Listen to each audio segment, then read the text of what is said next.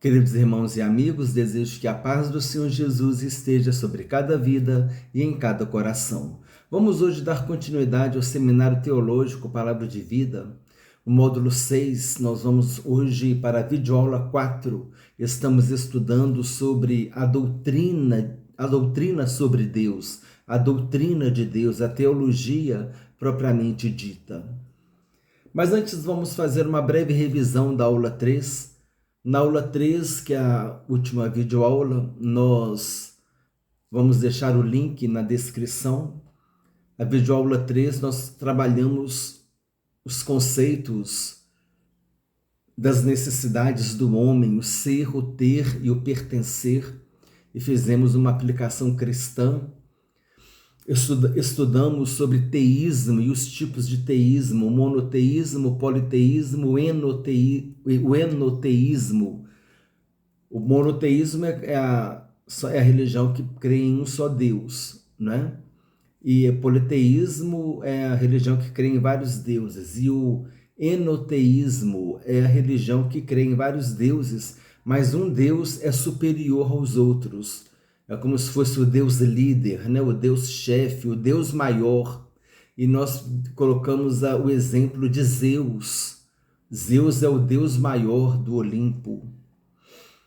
Falamos das 3 religiões monoteístas, cristianismo, islamismo e judaísmo.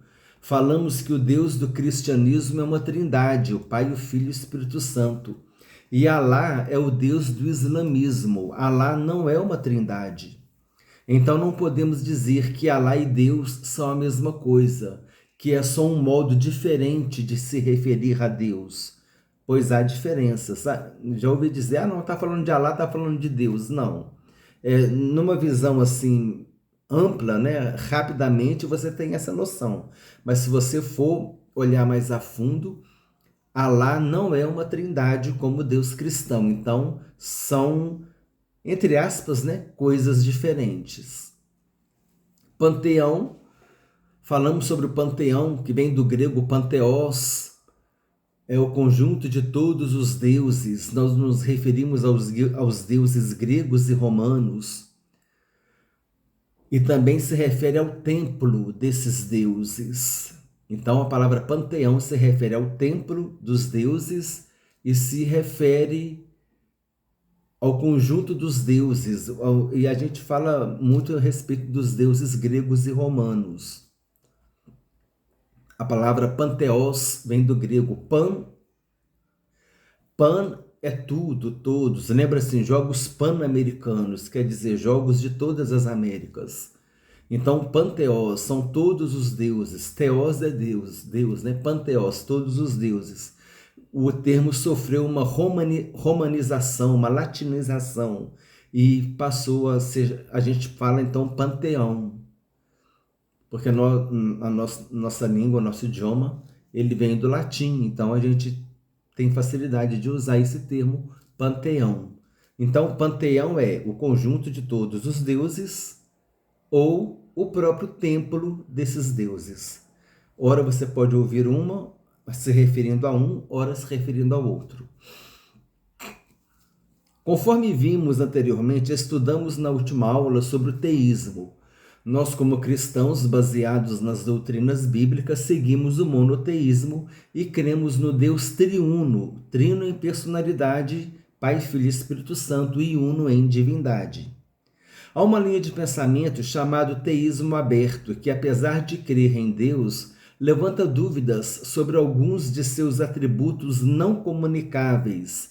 Atributos não comunicáveis são atributos que Deus não compartilha com o homem, exemplo, a sua onipotência. O teísmo aberto se apoia na teologia do processo, que está alinhada à filosofia do processo. Nós vamos ver agora, então, o que é o tema da aula de hoje, é o teísmo aberto, a teologia do processo e a filosofia do processo. Vamos dar uma lida na descrição do vídeo sobre esse conteúdo. A matéria, irmãos, está sempre na descrição do vídeo. Às vezes eu esqueço de falar, amém? Mas os irmãos automaticamente já podem ir para a descrição, porque o conteúdo está lá. Algumas vezes o conteúdo ele está sintetizado. Eu tiro às vezes os versículos para poder dar espaço para os comentários. Mas via de regra, grosso modo falando, a matéria está lá, o roteiro da aula está lá. Então nós vamos estudar, irmãos, teologia do processo. No módulo 3, os irmãos que estão acompanhando o seminário sabem que no módulo 3 nós estudamos a respeito de algumas teologias. Teologia histórica, teologia bíblica, a teologia sistemática. Foram 5 teologias. Então, como essa teologia do processo também é um tipo de teologia, e nós estamos no módulo falando sobre Deus, mas eu vou colocar essa matéria lá no vídeo do módulo 3 também. Ele vai fazer parte daquela coletânea de aulas do módulo 3, que a gente fala os tipos de teologia, que é para a gente poder ter também esse material lá. Então, se você estiver assistindo o módulo 6, no módulo 3 estará esse vídeo. Se você estiver assistindo no módulo 3, tá tudo certinho. Essa é a intenção, porque nós estamos estudando hoje mais uma teologia, que é a teologia do processo. O que é isso? É uma escola teológica de origem norte-americana, tendo como seu maior expositor o professor doutor Charles Hartshorne, da Universidade de Chicago. Deve ser esse o nome dele. Essa linha teológica procura restabelecer a doutrina de Deus em um mundo cético, adotando pensamentos da filosofia do processo, que foi elaborada pelo matemático e filósofo Alfred North Whitehead, que nasceu em 1861 e morreu em 1947. Que buscou, esse Alfred buscou inspiração em algumas ideias de Charles Darwin, pois ele também assimila ideias evolucionistas. Então agora nós vamos começar a entender vamos entender o termo, o que é a teologia do processo. O que é um processo, irmãos? Quando a gente fala assim, a determinada coisa está em processo, quer dizer, ela está indo, está caminhando, né? Tá progredindo. É como a própria evolução, é a ideia da evolução, que a ideia foi evoluindo. Então, se está evoluindo, está sempre mudando, a evolução traz a ideia de mudança.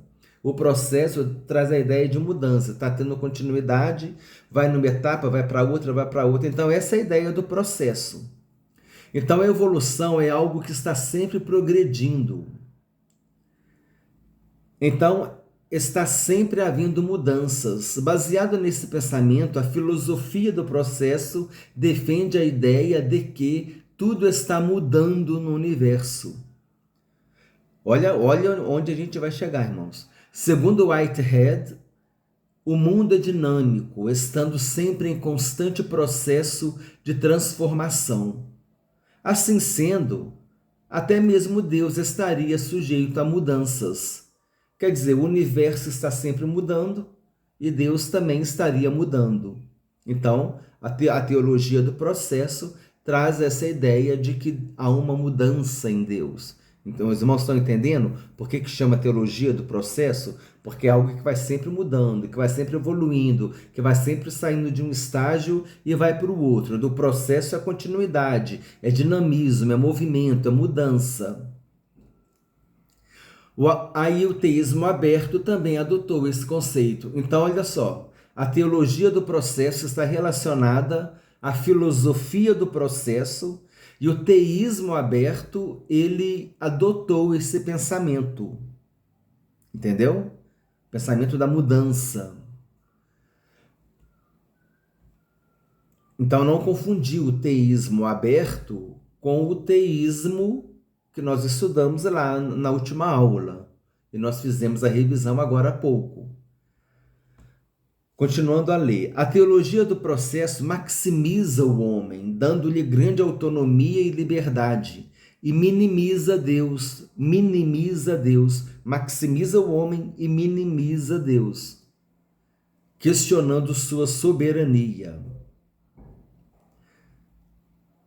Na teologia do processo, Jesus é apenas um homem em quem Deus atuou, não o associando ao Deus encarnado, ao Emanuel, Deus conosco, né?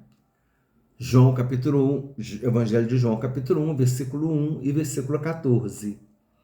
Versículo 1 fala sobre a divindade de Jesus e versículo 14 fala que o Verbo se fez carne e veio habitar entre nós e vimos a sua glória, glória como do unigênito do Pai.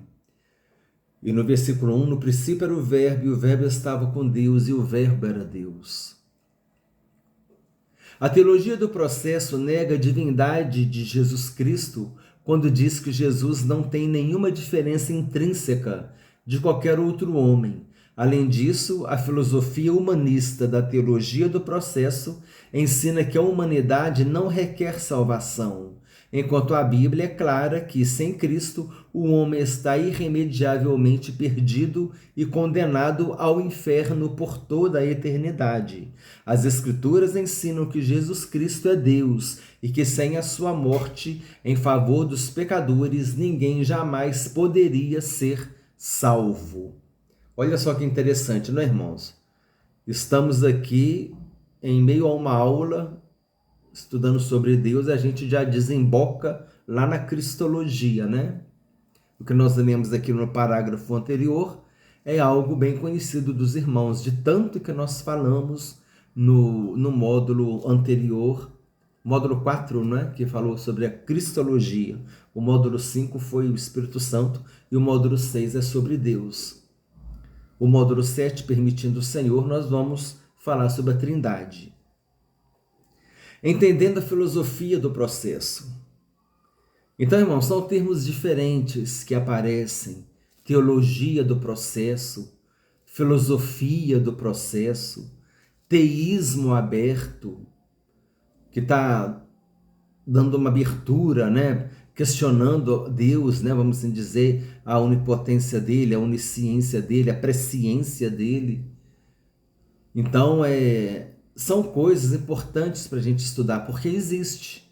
E a gente pode se deparar com isso em algum momento.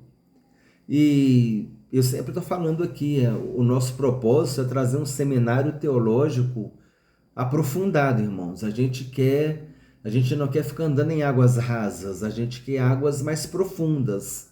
Então, às vezes é importante ter também o interesse dos irmãos. Eu estou gravando essa aula de novo porque a primeira aula ficou 51 minutos. Então eu estou gravando a aula de novo para ver se ela fica menor, para ver se os irmãos assistem o conteúdo e vamos assim ver se a gente delimita mais a aula para poder assimilar o conteúdo e a gente aprender, irmãos. Precisamos buscar o conhecimento. Eu já falei aqui, nós temos o conhecimento, são 4 conceitos: conhecimento, sabedoria, entendimento e inteligência. A inteligência Deus deu para todo mundo, a capacidade da gente aprender. Esse é o conhecimento, a gente tem que correr atrás. O entendimento a gente vai entender, né? Deus também nos dá um entendimento para entender. E nós temos a sabedoria, que é usar bem o conhecimento que a gente adquire. Então, quer dizer, é o conhecimento, é a sabedoria, que a gente vai usar bem o conhecimento, é a inteligência que Deus dá e o entendimento. Inteligência, entendimento, sabedoria, conhecimento e sabedoria. Inteligência Deus nos dá. A gente tem capacidade de aprender e entender. Aí a gente vai adquirir o conhecimento. E aí Deus vai nos dar sabedoria para usar bem o conhecimento. Então, grave esses 4 conceitos. Por isso que a gente procura trazer conteúdos para os irmãos, para a gente poder aprofundar em águas mais profundas e não ficar em coisas superficiais, em coisas lógicas, que é para a gente poder aprender mais. E assim a gente vai estar mais bem preparado para servir a Deus. Amém? Sempre na dependência do Espírito Santo. Não é, irmãos? Porque não tem irmão que fala aí, não tem que estudar não, tem que depender do Espírito Santo. Tem que estudar sim e depender do Espírito Santo também, procurar aprender. Provérbios diz, adquire o conhecimento. Filho meu, adquire o conhecimento. Está escrito lá em Provérbios. Jesus disse, examinais as Escrituras, porque julgais ter nelas a vida eterna, são elas mesmas que testificam de mim. Examinar as Escrituras não é só você ler, é você examinar, é você pesquisar, é você aprofundar. A filosofia do processo, também chamada de ontologia do devir. Ontologia nós já vimos que é o estudo do ser. Aqui no caso está estudando quem? O devir. O que é o devir? O devir é o estudo daquilo que vem. Então vamos ler o texto aqui. A filosofia do processo, também chamada de ontologia do devir, ou seja, o estudo do devir. Devir é um conceito filosófico. Devir, do latim devenire, é aquilo que está por vir. É um conceito filosófico que indica as mudanças pelas quais passam as coisas. Devir é o vir a ser, o que vai acontecer. As coisas acontecem fruto de um processo, a ideia da evolução. As coisas acontecem fruto de um processo, vai evoluindo, vai mudando, vai acontecendo. E quando as coisas acontecem, elas vão mudando. Acontecimentos sucessivos trazem mudanças. Nessa visão, a filosofia do processo se baseia na mudança e no dinamismo, naquilo que é dinâmico, né? A gente estuda na física a dinâmica, a gente estuda o movimento, a dinâmica é o estudo do movimento, é diferente do estático, que está parado. Então aqui é dinâmico, é mudança, está em movimento, ou seja, está em movimento. Então agora que a gente vai organizar o pensamento, filosofia do processo, tudo está em constante mudança, é o devir, o vir a ser. A teologia do processo aproveita o pensamento da filosofia do processo para considerar que, se no universo tudo está em mudança, então Deus também está sempre mudando. A teologia do processo defende que a única coisa absoluta no universo é a mudança. O teísmo aberto, também chamado de teologia da abertura ou abertura de Deus, olha só, irmãos, abertura de Deus, comunga do pensamento de que tudo está em mudança no universo e assim Deus também está sempre em mudança. Precisamos estudar sobre essas coisas, precisamos saber que essas coisas existem, irmãos. O teísmo aberto considera que Deus não pode todas as coisas, ele não é onipotente e não sabe de todas as coisas, ele não é onisciente. Deus precisa esperar as coisas acontecerem para então tomar a decisão. Aí eles falam, igual eles falam assim, naquela época assim, porque será que Deus sabia que naquela época da Segunda Guerra Mundial 6 milhões de judeus iam ser mortos? Se Deus sabia, por que ele não impediu? Ele não impediu porque ele não sabia, entendeu? Essas pegadinhas que eles tentam armar para poder justificar, fundamentar a teologia deles. Veremos a seguir algumas referências usadas pelo teísmo aberto para fundamentar a sua doutrina. As referências a seguir falam do arrependimento de Deus. Veremos as referências e depois faremos algumas considerações. Eu já quero falar daquele versículo, não está nem aqui no texto, aquele que diz assim que Deus não é homem para que minta, nem filho do homem para que se arrependa. Deus não é homem para que minta, nem filho do homem para que se arrependa. E agora aqui a gente vai ler 4 ou 5 referências falando sobre arrependimento de Deus. Como é que é isso? Então, nós vamos ler as referências e presta atenção, irmãos, porque vai ter a explicação depois. Vamos primeiro absorver aqui o significado da palavra arrepender em cada versículo. Olha só, Gênesis capítulo 6, versículo 6. Então o Senhor arrependeu-se de ter feito o homem sobre a terra, e isso cortou-lhe o coração. Ou seja, esse arrependimento aqui é um sentimento de tristeza. Parece que houve uma falha na hora de traduzir o termo hebraico que se refere ao arrependimento. Então, tudo no português e em outros idiomas saiu como arrependimento. Mas só que no contexto, talvez outra palavra fosse melhor do que arrependimento. Aí trouxe esse tipo de confusão. Por quê? Porque para nós o arrependimento humano é o quê? A pessoa se arrepende de um erro que ela cometeu e ela não vai mais mudar, ela não vai mais cometer aquele erro. Então, o arrependimento é caracterizado pela mudança de atitude, que pode ou não vir com choro. Mas o que caracteriza o verdadeiro arrependimento é a mudança de atitude. Ele fazia e agora não vai fazer mais. Ele mudou de atitude. Isso é arrependimento. Então, aí ele vê que cometeu um erro. Então aqui parece que Deus ele cometeu um erro, né? Parece que Deus cometeu um erro ao criar o homem. Vamos continuar aqui, Êxodo capítulo 32, versículo 14. Vamos continuar porque aqui embaixo tem uma explicação. E sucedeu que o Senhor arrependeu-se do mal que ameaçara trazer sobre o povo. Aquele episódio que Moisés intercedeu pelo povo, dizendo que os egípcios falariam assim: o Senhor tirou Israel do Egito para matá-lo no deserto. E também lembrou a Deus, né? Lembrou Deus da promessa feita a Abraão, Isaque e Jacó, de que faria deles uma grande descendência. Quer dizer, Deus só tirou Israel do Egito para matar ele aqui no deserto, para matar ele aqui nas montanhas. É isso que o Egito vai falar. E olha só também, Deus, o Senhor não prometeu a Abraão, Isaque e Jacó que faria deles uma grande descendência? E agora o Senhor vem e fala que vai destruir o povo? Então Moisés intercedeu pelo povo. Então Deus se arrependeu e não destruiu o povo.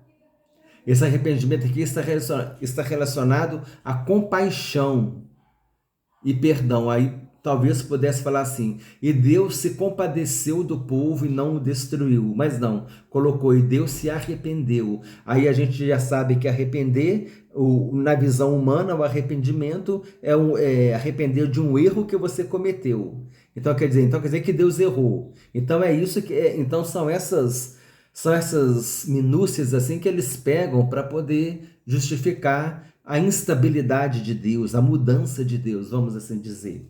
Jonas capítulo 3, versículo 10. E Deus viu as obras deles, como se converteram do seu mau caminho, e Deus se arrependeu do mal que tinha anunciado lhes faria, e não o fez. Né? Os ninivitas se arrependeram com pano de saco e cinza, e Deus se arrependeu. Deus disse: eu não me compadeceria de 120 mil pessoas que não sabem discernir entre a mão esquerda e direita.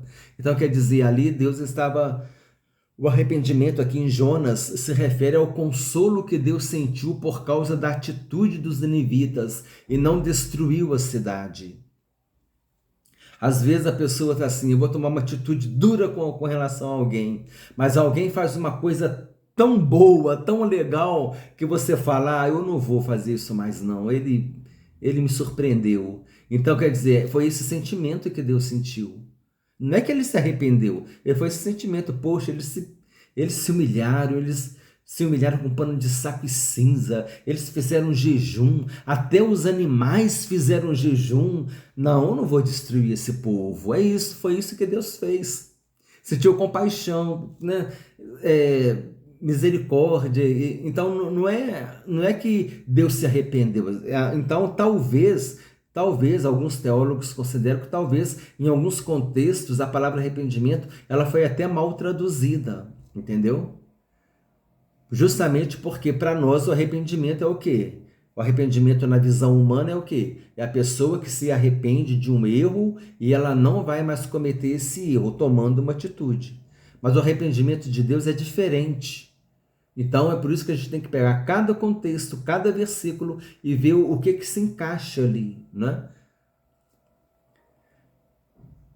Primeiro Samuel, né? Primeiro livro de Samuel no Antigo Testamento, o numeral é no masculino, aula de bibliologia.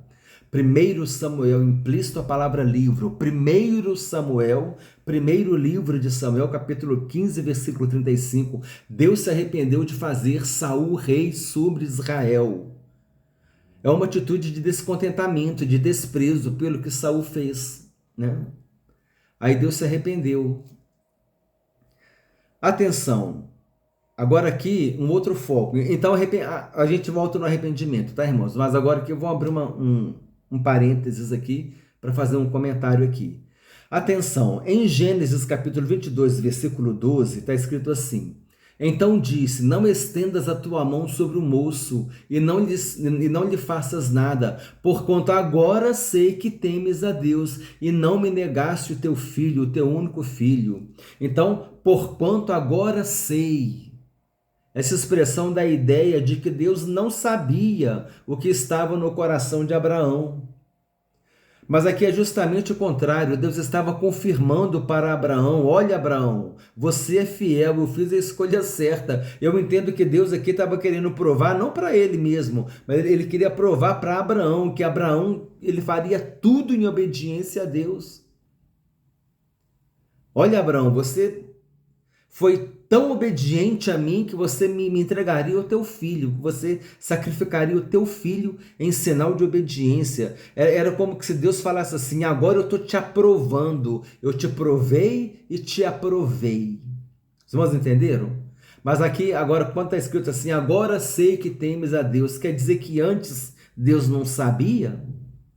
Não é isso, mas com esse entendimento, eles falam, porque Deus não sabia se Abraão ia sacrificar ou não. Ele teve que esperar Abraão para ver se Abraão ia sacrificar. Então entra com essas argumentações. Os irmãos estão entendendo?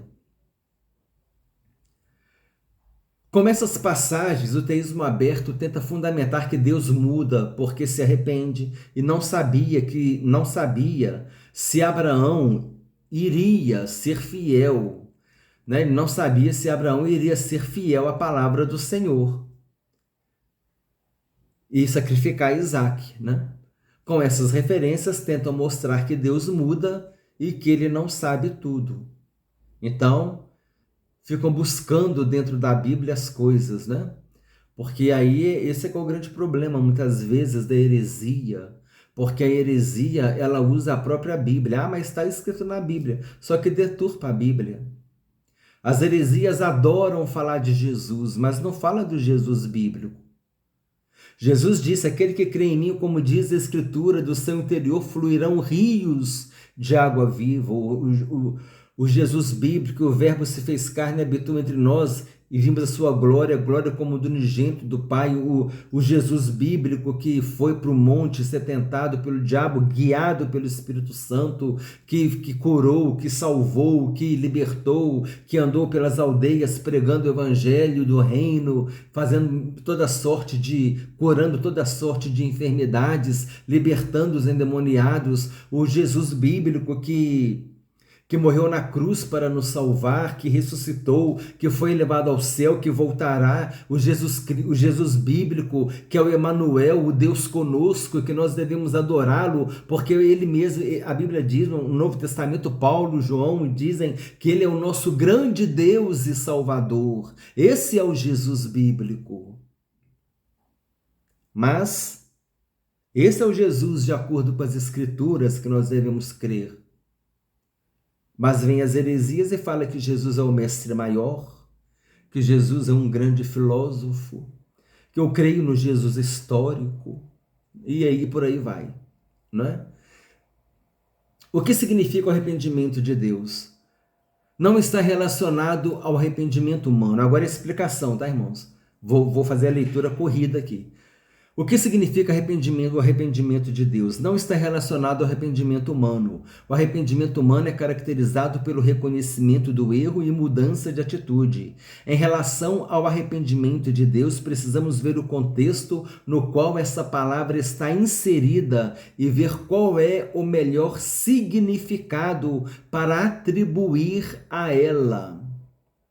O arrependimento de Deus pode significar mudança de ideia, mudança de plano, entristecer, lamentar, confortar-se, consolar-se.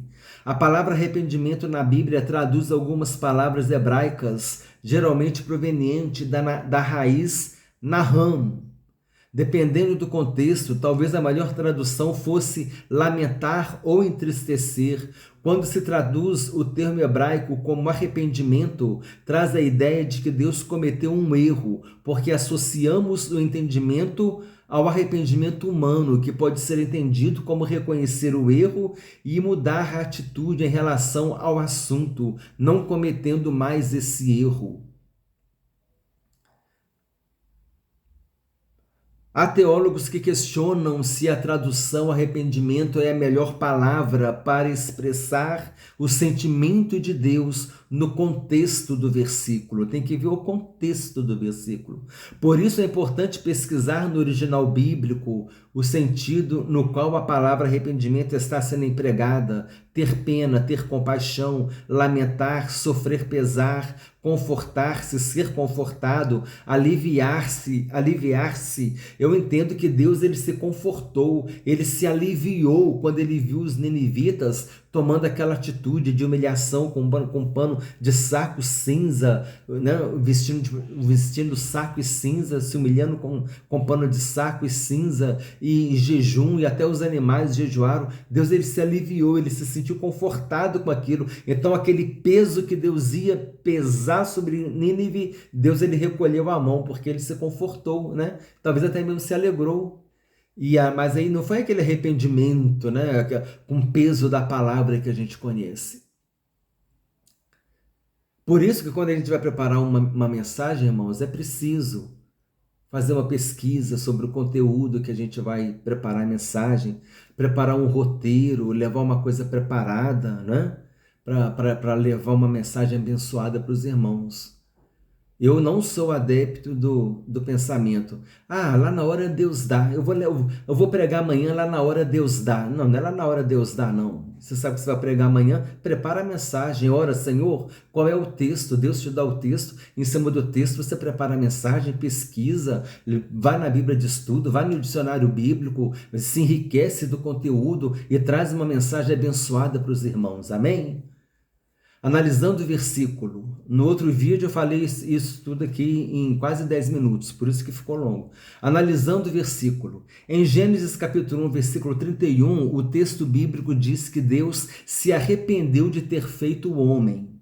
Estudiosos consideram que essa tradução não está muito adequada, pois Deus não cometeu um erro ao criar o homem, à sua imagem e semelhança, e isso foi muito bom. Eles consideram que a melhor tradução nesse versículo seja que Deus se lamentou ou se entristeceu de ter feito o homem, mas não ter cometido um erro, aquele arrependimento de erro, né? Eu cometi um erro. Essa visão de arrependimento está relacionada ao arrependimento humano. Cometi um erro e não vou mais cometer esse erro. Esse é o arrependimento humano, é a mudança de atitude, né? Deus fez o homem à sua imagem e semelhança. Tudo Deus disse foi bom, foi bom. Mas quando Deus fez o homem, ele disse foi muito bom. Deus deu vida para os animais, mas quando ele pegou o homem, o que ele fez?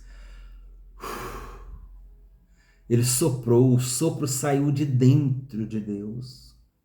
De dentro de Deus veio algo, né? Aquele espírito de vida, né? Que fez aquele homem alma vivente. Por isso que nós somos a imagem e semelhança de Deus, porque todo homem tem algo de Deus nele. O homem ele é um ser essencialmente espiritual. O homem ele tem a necessidade da adoração. Por isso que você vê que às vezes o índio, por exemplo, né, nessas tribos muito longínquas, que não tem contato com a civilização, mas para eles o trovão é um deus, para eles, ou então na hora que vem o trovão, porque Deus está bravo, alguma coisa assim, não? O fogo é um deus, tudo é adoração, tudo é divindade. Por quê? Porque é uma necessidade humana de estar em contato porque é um ser espiritual. E nós temos a necessidade de Deus, e Deus ele conhece a nossa necessidade. Nós falamos isso na última aula, no ser, o ter e o pertencer, e por isso que Deus ele quer ter um relacionamento conosco. Deus ia se encontrar com Adão todo final de tarde para ter um relacionamento com ele. Deus quer ter um relacionamento com o homem. O homem é um ser essencialmente espiritual. O homem foi formado de Deus, não é? Somos feitos à imagem e semelhança de Deus. Apologética da fé cristã. Alguns versículos, apologética bíblica. Nós vamos usar aqui Apologética bíblica para fazer a defesa da fé cristã. Apologética é a defesa, né? Apologética da fé cristã é a defesa da fé cristã. Você pode fazer apologética de qualquer pensamento, de qualquer assunto. Apologética cristã é a defesa da fé cristã. Nós temos apologética histórica, quando a gente estuda dados históricos para defender a Bíblia, né? Muitas coisas que aconteceram na história, que estão registrados nos livros de história, estão também registrados na Bíblia.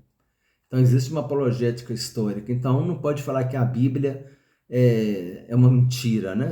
Por tanta coisa que está na história da humanidade, das civilizações, está dentro da Bíblia também. E confere, né, as informações, conferem. E a fé e também nós temos a apologética arqueológica, né, que a gente usa as descobertas arqueológicas para comprovar e confirmar os registros bíblicos. Nós vimos um pouco de apologética no módulo 2. Então, olha só, Isaías 46, versículo 10 diz assim, que desde o princípio anuncio o que há de acontecer e desde a antiguidade as coisas que ainda não sucederam. A presciência de Deus, a onisciência dele também, que ele sabe o que vai acontecer, sabe de tudo, que digo, o meu conselho permanecerá de pé, farei toda a minha vontade, onipotência de Deus. Isaías 46, versículo 10.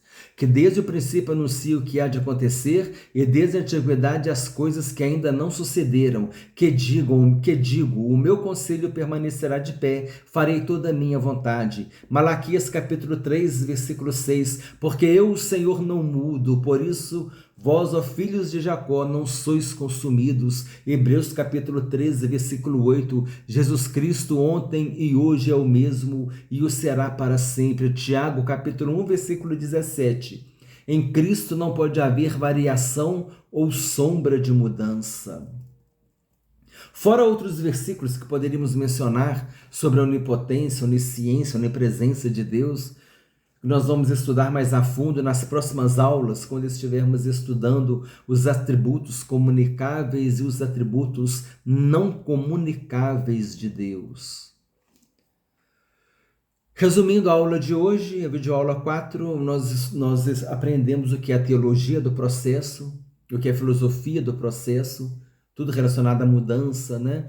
O universo está sempre mudando, então se o universo está mudando, Deus está mudando também. Aqui nós vimos, né? Deus disse, porque o Senhor não muda, por isso vós, ó filhos de Jacó, não sois consumidos. Teísmo aberto ou abertura de Deus, ou teologia da abertura, são sinônimos. As referências bíblicas usadas pelo teísmo aberto para fundamentar as suas afirmações em relação ao arrependimento de Deus e de Deus não saber se Abraão seria fiel.